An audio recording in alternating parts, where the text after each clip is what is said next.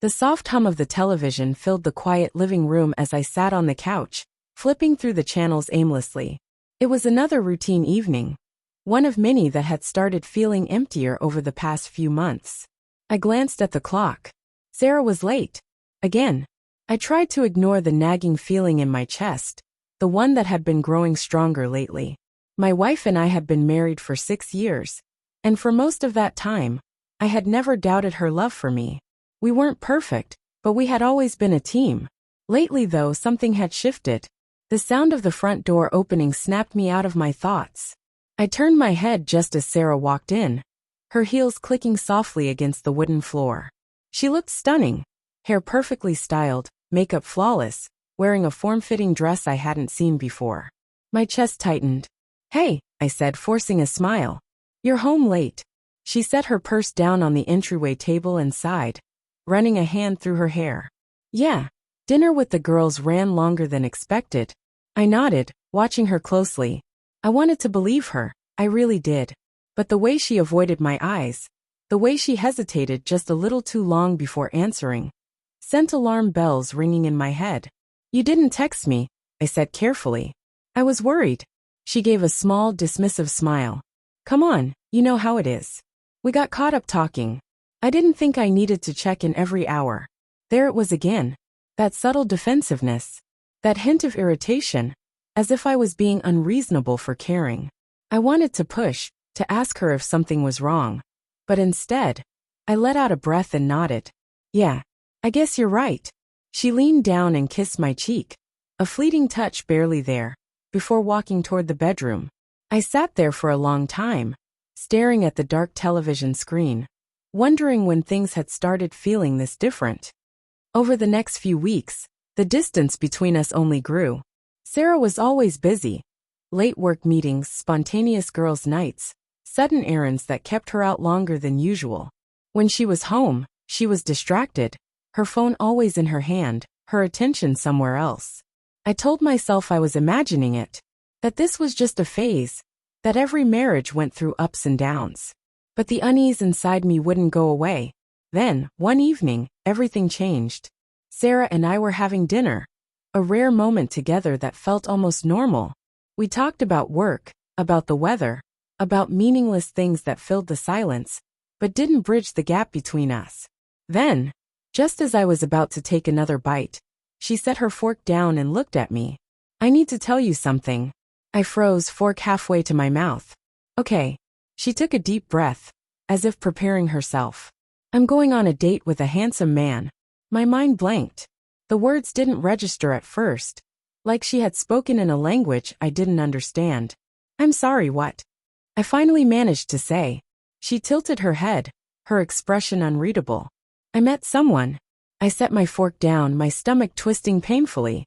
"Sarah, what the hell are you saying?" She sighed, as if this conversation was exhausting for her. "I've been thinking a lot lately, and I feel like something is missing. I don't know if it's me, or us, but I need to figure it out." My throat went dry. "So your solution is to date someone else?" Her gaze flickered. "I didn't plan for this to happen. But I met him, and we connected, and I need to see where this goes." The audacity of her words hit me like a punch to the gut. She wasn't even trying to hide it. She wasn't sneaking around, wasn't making excuses. She was sitting here telling me to my face that she was going on a date with another man. "You're married," I said, my voice low and strained. "I know. And that doesn't matter to you." She exhaled sharply. "Of course it matters. But pretending like everything is fine isn't working anymore. I don't want to lie to you. That's why I'm telling you."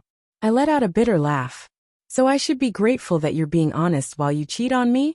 She didn't answer. And in that moment I realized something. She had already made up her mind. This wasn't a discussion. This wasn't her asking for my thoughts or permission. It was a warning, a statement of intent. She was going to do this, whether I accepted it or not. I pushed back from the table, my chair scraping against the floor. "I'm against it." My voice was cold, firm. "But if you're set on this, then I guess I don't have a choice." Sarah flinched just slightly. "I don't want to hurt you." I clenched my jaw, anger and heartbreak warring inside me. "Then don't." She looked at me for a long moment, then stood up. I think I'm going to stay at my sister's place tonight. Of course she was. She didn't want to deal with the aftermath of what she'd just said. She wanted to walk away and leave me sitting here, drowning in the wreckage. I didn't stop her. I just watched as she grabbed her purse and walked out the door. And when I was finally alone, the weight of it all came crashing down. I sat at the dinner table long after Sarah had left, staring at the half-eaten meal in front of me. The food had gone cold, but that was the least of my concerns.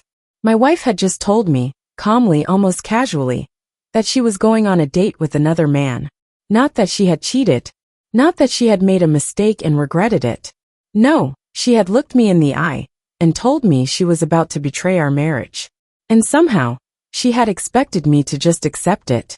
I wasn't sure how long I sat there, my mind running in circles, but eventually, I forced myself to move. I cleaned up the table on autopilot, my body going through the motions while my brain struggled to process everything. I checked my phone, hoping stupidly that she had sent me a message. Something. Anything. Nothing. With a deep breath, I walked to our bedroom. It felt different. Colder. The bed was still messy from the morning, her side unmade. Her closet door was slightly open, a few of her favorite dresses missing. She hadn't just left for the night. She had packed a bag. I clenched my fists. What the hell was I supposed to do? A part of me wanted to scream at her, to demand an explanation that made sense. Another part wanted to beg her to stay, to fix whatever was broken between us. But the worst part, the part one hated the most, was the one that still loved her, even after everything. I grabbed my phone and dialed the one person I knew would have something to say about this. Ethan. My best friend's voice was groggy, half asleep. Man, it's late. What's up? I think my wife is cheating on me. There was a pause, then the sound of sheets rustling. What? What happened? I swallowed the lump in my throat. She told me. She told me she's going on a date with another guy. Silence. Then, you're kidding. I wish I was. Jesus Christ, Ethan muttered. She just told you? Like no shame. Like it was completely normal, I said bitterly. Dude, you need to leave her. I let out a hollow laugh. Yeah, just like that. Yes, just like that. She's literally telling you she's about to cheat. What else do you need? A signed contract? I sighed, running a hand down my face. It's not that simple. It is actually. Ethan's voice hardened. She's disrespecting you to your face. You deserve better than that. I knew he was right. But knowing something and accepting it were two different things. What if she's just confused? I asked quietly. What if this is some kind of test? Ethan scoffed. Man, wake up. This isn't a test. This is her looking for an excuse to do whatever she wants without feeling guilty. And she's making you the bad guy for even questioning it. I exhaled sharply. I don't know what to do. Do you want to fight for her? I hesitated. I don't know. Then that's your answer, he said. If you have to ask yourself that, it means she's already pushed you too far. I didn't respond. I get it, Ethan continued, his tone softer now. You love her. But love isn't enough when only one person in the relationship gives a damn. If you let her do this, she'll never respect you again.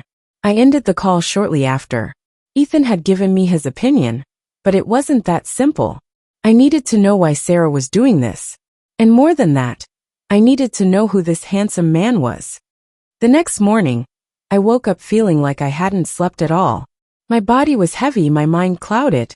I checked my phone. No messages from Sarah. I debated texting her but stopped myself. If she wanted to talk, she would. Instead, I spent most of the day stuck in my own head, replaying our conversation from last night, trying to figure out where we had gone wrong. And then in the early afternoon, I got my answer. I was sitting at a small cafe near my office, staring into my coffee, when I heard a familiar laugh. Sarah's laugh. My stomach twisted. Slowly, I turned my head. And there she was, sitting at a corner table, smiling at a man I had never seen before. He was tall, well-dressed, with sharp features and an easy confidence. The kind of guy who turned heads without even trying. Sarah leaned forward slightly, her hand brushing against his. Her expression was soft, almost glowing. A look she hadn't given me in months. I gripped my coffee cup tightly, my heart pounding. So this was him. The handsome man she had told me about. The one she was willing to throw everything away for. I should have walked away. I should have left before she saw me. But I didn't. Instead, I sat there watching, as my wife fell in love with another man right in front of me.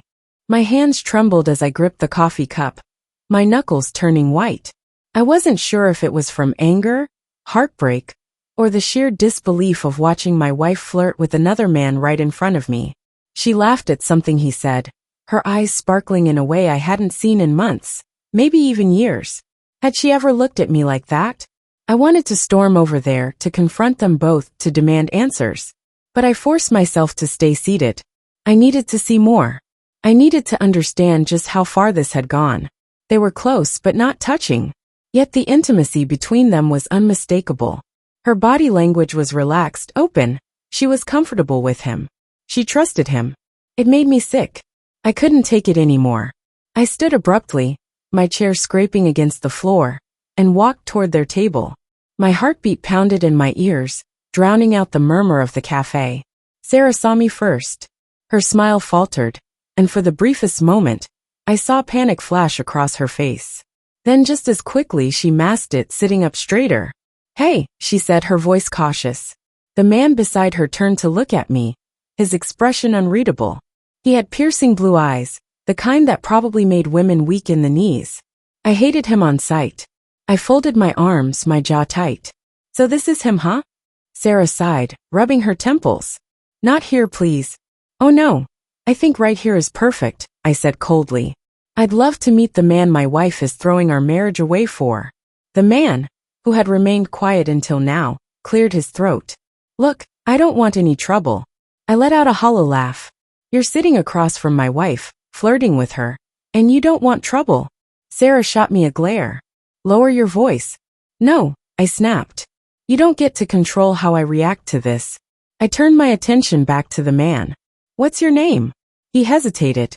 Then reluctantly he said, "Jason." I nodded slowly. "Jason, how long have you been seeing my wife?"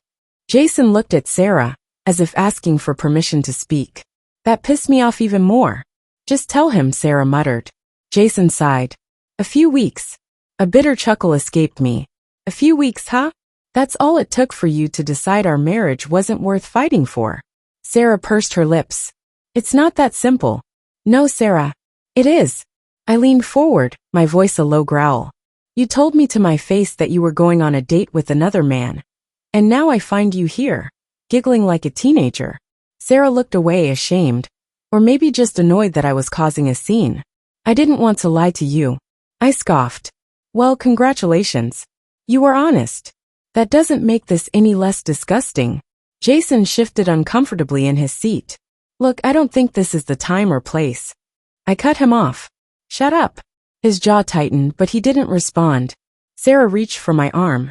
"Can we talk about this somewhere private?" I pulled away from her touch. "Why? So you can twist the narrative? So you can make me the bad guy for reacting to your betrayal?" She exhaled sharply, clearly frustrated. "I never wanted to hurt you." My hands clenched into fists. "Then why are you doing this?" She opened her mouth, but no words came out. Because she didn't have an answer. Or maybe she did, and she just didn't want to say it out loud.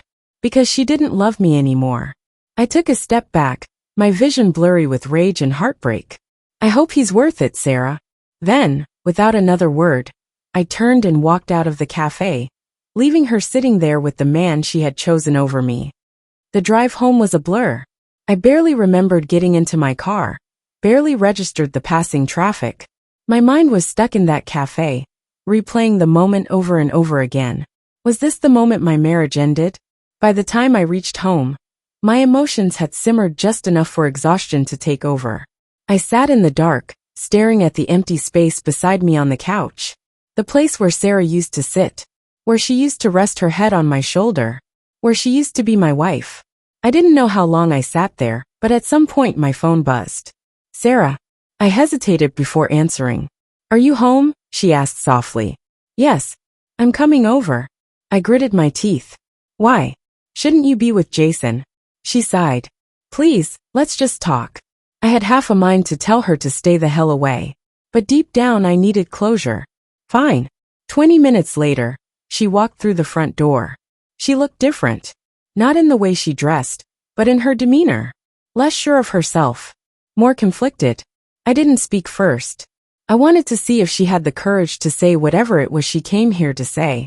She took a deep breath. I'm sorry you had to see that. I laughed bitterly. You're sorry I saw it, or you're sorry you did it. Her lips pressed together. Both. I studied her. Then why did you do it? She hesitated, then whispered, because I don't know who I am anymore. I frowned. What does that even mean? She looked at me with tears in her eyes. I love you, but I feel stuck. Like I've lost myself. And Jason, he makes me feel alive again. Pain shot through my chest. And I don't. She shook her head quickly. It's not about you, it's about me. I thought if I told you, if I was honest, it would make things better. That maybe you'd understand. I stared at her in disbelief. The silence between us was suffocating. Sarah stood there, tears streaming down her face, while I sat motionless on the couch. For months, I had felt like I was losing her, like I was grasping at something that kept slipping through my fingers. And now, here we were, standing at the edge of our marriage, staring down at the wreckage she had created. But I didn't feel anger anymore. I didn't feel resentment. I just felt free. I stood up, letting out a slow, measured breath. Sarah, I loved you with everything I had. I built my life around you. And I thought we were a team. Her lower lip trembled. We were. No, I said firmly. Because a team doesn't do this to each other. She shook her head, wiping at her face. I know I messed up. I know I hurt you. I sighed. It's not just about the hurt. It's about the choice you made. You chose him, Sarah. She let out a shaky sob. I don't want to choose him. I was lost. I studied her for a long moment. Maybe she was lost. Maybe she was confused. But I wasn't. I knew exactly where I stood. I deserve better, I said quietly. She let out a small whimper, like my words had physically hurt her. And maybe deep down they did. Maybe she really did love me in her own way. But love isn't just a feeling, it's a choice. And she had made hers. I don't want a divorce, she whispered. I smiled sadly. I do. Sarah collapsed onto the couch, burying her face in her hands. I could hear her muffled sobs, but I didn't go to her. I didn't try to comfort her. Because this time, it wasn't my job to fix things. For the first time in a long time, I was choosing myself. The divorce wasn't easy. Nothing about it was. There were nights I lay awake, staring at the ceiling, wondering if I had made the right choice. There were days when I missed her so much it physically hurt. But each day, the weight on my chest grew lighter. I reconnected with old friends. I focused on my work. I started going to the gym again, not for revenge, not to glow up and make her regret it, but because it made me feel good. And then one evening, months after Sarah had walked out of my life for good, I met someone. Her name was Emily. She was nothing like Sarah. Where Sarah was fire, Emily was calm. Where Sarah was unpredictable, Emily was steady. We met by chance at a bookstore, reaching for the same novel. She laughed, apologized, and let me take it. But then, instead of walking away, she struck up a conversation about how it was her favorite book. We ended up getting coffee that day. And then another. And another. There was no rush. No desperate need to fill a void. Just easy, genuine connection. And for the first time in a long time, I felt hope again. Sarah had been my past. But Emily, maybe she was my future.